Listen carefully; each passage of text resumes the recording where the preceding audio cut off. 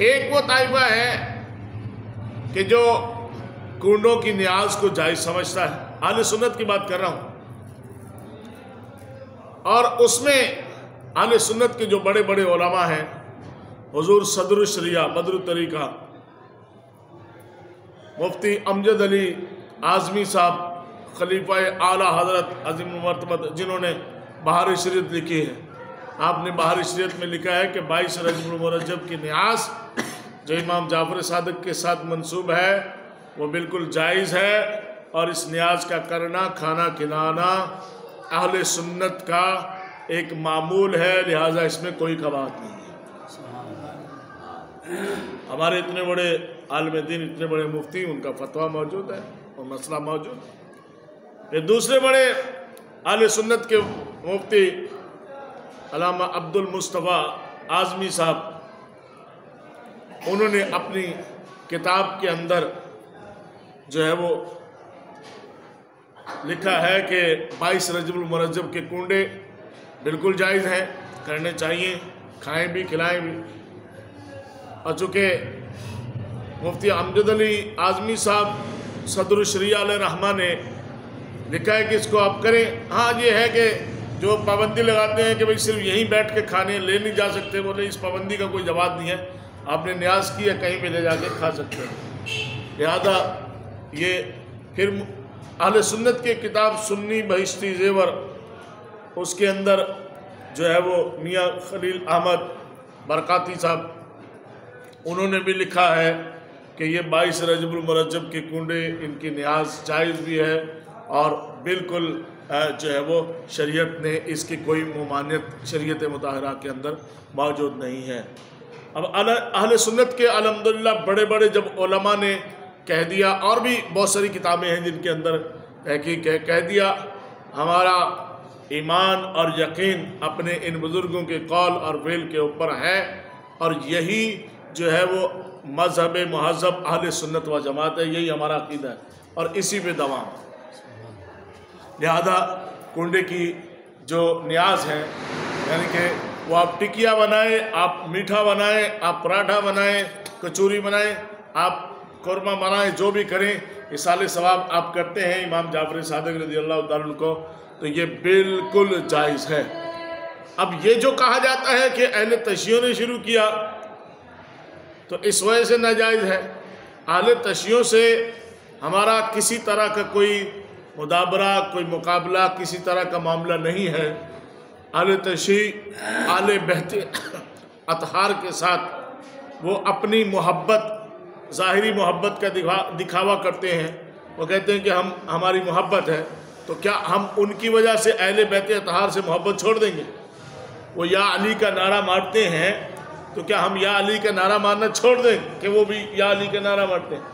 दाता अली हजवरी को मानते हैं, वो 12 इमामों को मानते हैं, इमाम हसन, इमाम हुसैन है, इमाम जाफ़र सादिक है, इमाम बाकर है, इमाम जाफ़र सादिक है, इमाम मूसा काज़िम है, इमाम तकी है, इमाम नकी है, इमाम अली रज़ा है, इमाम हसन अस्करी है, इमाम महदी है, सबको मानते हैं। तो क्या हम उनकी वजह से कुछ छोड़ दें?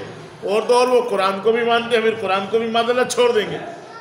अज़ान भले उनके यहाँ अलग है, मैं उनकी कोई तईद, कोई उसकी वो नहीं कर रहा, मैं ये बात कर रहा हूँ कि एक काम जो इस्लाम समझ के वो कर रहे हैं और वही काम अहले सुन्नत में भी राइज है, तो हम उनकी वजह से क्यों छोड़ देंगे जो आइन इस्लाम है। अहले सुन्नत में अल्हम्दुलिल्लाह 11वीं 12वीं तीजा फातिहा 10वां ये न्याज की जाती है और शुरू से ये वतीरा है और शरअन इसकी कोई कबाहत नहीं है, जिसके लिए हमारे उलमा ने हज़ारों किताबें, हज़ारों दलाइल जो है वो लिखे हैं, मौजूद हैं, और अहले सुन्नत के उलमा उसको बयान करते हैं जैसे कि हम बयान कर रहे हैं। ये दोनों चीज़ें आपके सामने आ गई ना कि हम उनकी वजह से क्यों छोड़ दें। अगर वो सैयदा फ़ातिमा सलामुल्लाह अलैहा का एहतराम करते हैं तो क्या मादल्ला हम एहतराम नहीं करेंगे? हमारा उनसे कोई लेना देना नहीं है। हाँ, वो फ़िक़्ह जाफ़रिया जो है इमाम जाफ़र सादिक, उससे वो अपने आप को ताल्लुक़ और निस्बत की वजह से जाफ़री कहलाते हैं। उनके रोज़े की टाइमिंग अलग है, उनकी नमाज का, उनके इबादत नमाज़ों का सिलसिला वगैरह वगैरह बहुत सारी चीज़ें जो है वो अलग अलग हैं। लेकिन हमारे यहाँ जो आले सुन्नत में जो चीज़ें राइज हैं वो चीज़ें अल्हम्दुलिल्लाह अथेंटिक हैं, शरीयत मुताहरा में उनकी कोई ममानियत नहीं है, और हर सवाल जो किया जाएगा उसका जवाब हमारे उलमा अहले सुन्नत के पास है। अब आइए इसका एक तहकीकी जायज़ा ले लेते हैं। ये तो थे दोनों तरह के दलाइल। अब एक दलील मैं आपके सामने रखता हूँ जिसका आप जायज़ा ले लें। हज़रत अमीर मुआविया रज़ी अल्लाह ताला अन्हो आपका विसाल हुआ है सन 60 हिजरी में, जबकि हज़रत इमाम जाफर सादिक उनकी विलादत बासादत है सन 114 हिजरी में, 114 हिजरी में है, और कम से कम 120 हिजरी से जो है वो कुंडों का आगाज़ हुआ है, न्याज फातिहा का आगाज़ हुआ है। इमाम जाफर सादिक उनके तरफ ये निस्बत है। जैसे हम 11वीं शरीफ की न्याज इसलिए दिलाते हैं कि हुजूर गौस पाक रज़ी अल्लाह तआला अन्हु हुजूर सल्लल्लाहु अलैहि वसल्लम की बारगाह में जो है वो हदिया तबलीग पेश किया करते थे और न्याज फातिहा दिलाते थे। अब हम वो 11वीं की न्याज दिलाते हैं कि ये कौन सी न्याज है? ये हुजूर गौस पाक रज़ी अल्लाह तआला अन्हु की 11वीं है कि गौस पाक 11वीं को ख़त्म दिलाते थे तो हम भी ख़त्म दिलाते हैं। तो ये न्याज उनकी निस्बत से है, उनके इसाले सवाब के लिए हो जाती है। इमाम जाफर सादिक रज़ी अल्लाह तआला अन्हु आप की उम्र मुबारक टोटल जो मुद्दत है वो 34 साल है। 114 से लेके 148 में आपकी शहादत है, 34 साल की आपकी उम्र है। अच्छा, इसमें जो है वो 120 हिजरी से ये इब्तिदा है इस न्याज की 22 रजबुल मुरज्जब को, और उसमें जो हमारे पास वजाहतें हैं वो ये है कि अगर कोई नेक मन्नत है, शरीयत में मन्नत मानना जायज़ है, कोई मन्नत मानता है और उसकी मन्नत पूरी होती है तो फिर वो रजबुल मुरज्जब में, क्योंकि अक्सर लोगों की मन्नत पूरी होती थी, इमाम जाफर सादिक आपकी मन्नत जो है वो पूरी हुई, इस वजह से आपने जो है वो न्याज का एहतमाम किया। न्याज शुक्राना है। शुक्राना क्या है कि आपने अल्लाह का नाम लिया, अल्लाह का कलाम पढ़ा, उसे लोगों में खिला दिया, बांट दिया, शुक्राना है एक शुक्राने की। तो आपने, आपसे निस्बत है, आपने ये किया। फिर जिस चीज़, हाँ भाई ये क्या है, किस चीज़ की, किसी का लौंडा लड़का पैदा हो जाए तो मिठाई दो, तो वो कहते हैं किस चीज़ की मिठाई है, तो हम फौरन बताते हैं कि बच्चा पैदा हुआ है। हम कहते हैं हमारी नौकरी लगी, हम कहते हैं शादी हुई है। तो वजह जब लोगों ने पूछी ना कि वजह क्या है, तो वजह बताई गई कि वजह यह है कि भाई मैंने मन्नत मानी थी, अल्लाह ने मन्नत को पूरा किया और मैंने खुशी में न्याज कर दी, मैंने लोगों की ज़ियाफ़त कर दी। अब जिसने सुना उन्होंने कहा अच्छा, फिर मन्नत हम भी मानते हैं।